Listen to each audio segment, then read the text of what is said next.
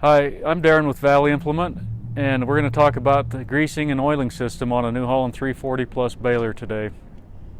So we're going to start with the grease system. At the heart of the grease system is, of course, the grease pump. We're going to start by talking about how to fill this grease pump, and there's a super easy way to do it, and it's with this pump right here.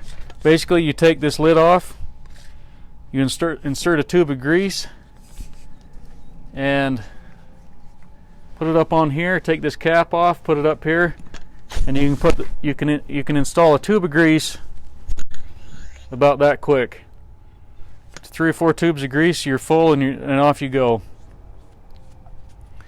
So that's how you fill that with grease. So this pump distributes grease to several blocks, and a couple of them you can see right up here. This is the main block. From this block it distributes to 5 other blocks, and this is one of them. So there's one on the right side of the baler, there's one on the left, there's actually one up in here on the plunger, and there's 2 grease banks up on the knotters.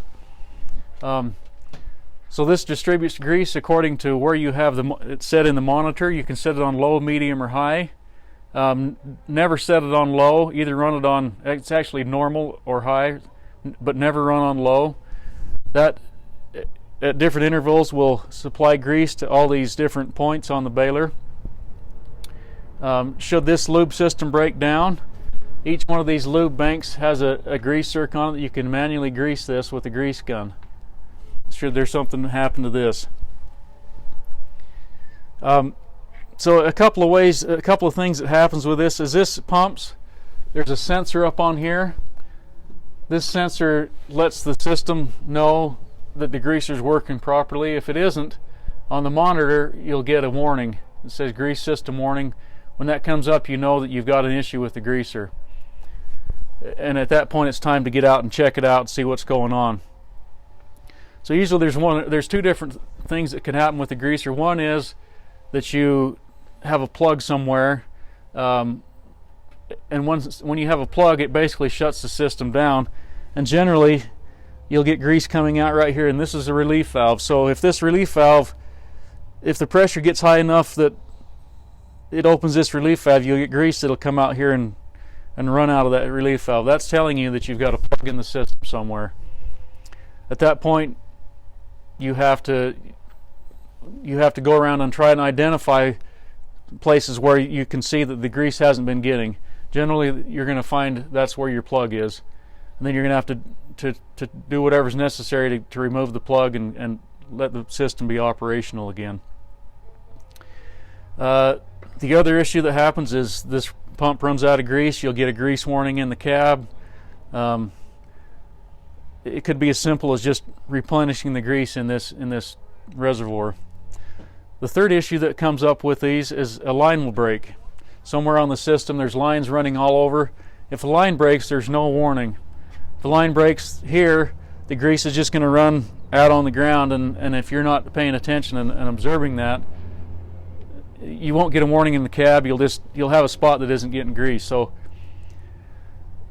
what I like to do from time to time is I go into my monitor, I turn my monitor on test. That's what we're on right now, and you can see this pump's running, and it'll run as long as you're on test. Give it a few minutes, let it pump grease to all the different spots, go around and visually inspect the different bearings on the baler, and you'll be able to see if they're getting greased. That's a good way to see if they're getting greased. At the same time you're doing that, you're going to walk around and you're going to look at these lines, and you're going to see if you can see, sometimes you'll get a hole in them and they'll just be, the grease will be running out of the hose at a certain point. Sometimes you'll find the hose has been cut off by something and the grease is running out. It's a good time to walk around the baler and try to make sure everything's working properly and the way it should be. There's several grease circs on this machine that are not lubed by this grease pump. The best thing you can do there, get out your operator's manual, spend some time in your operator's manual, go around and find all of those zerks and grease them manually with a grease gun.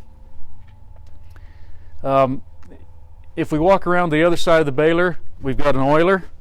Okay, so we're on the left side of the baler. this is the oiler system. This system doesn't do anything but lube chains. There's some chains on both ends of the pickup, and there's a packer chain on the other side. This strictly just lubes chains. Takes hydraulic oil in here. It again has different settings in the monitor to where you can, depending on how much oil you want, you can set it to apply as much oil as you prefer. This system it doesn't have grease banks, but what it does is have distribution lines. You can see one right here. There's orifices in this system. Depending on the size of the chain, the orifices are different size, and to bring the oil to the chain. And then there's a brush that drips the oil on the chain. The easiest way to identify whether you got issues with the oiler is pop the shields open, look at the chain. If the chain has got oil on it, you're in good shape. If you pop a shield open and you see a chain that's dry, it's possible this brush could be plugged up. The orifice that supplies this could be plugged up or faulty, at which point it'd have to be replaced. So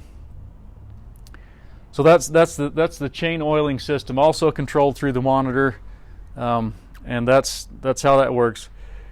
Well, that's kind of an overview of the oiler and the grease system on this baler, and if you have questions, please let us know, and thanks for watching.